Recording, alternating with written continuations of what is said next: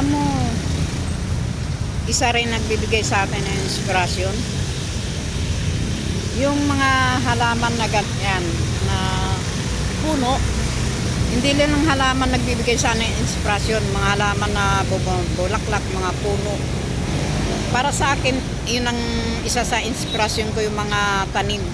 Mahilig ako magtanim ng halaman, mga mabulaklak, ng puno. Maski gulay, mahilig akong magtanim. Sila inspirasyon ko rin. Una ang aking mga anak at apo. Pangalawa, yung mga tanim ko na halaman at mga gulay. Nagbibigay din sila sa ating inspirasyon. Kasi pag nakikita mo na yung mga tanim mo malalago, matataba, napapakinabangan mo, diba natutuwa ka? Natutuwa ka kasi malago yung mga tanim mo, magaganda yung mga halaman mo. Diba inspirasyon yun? Feeling masaya ka.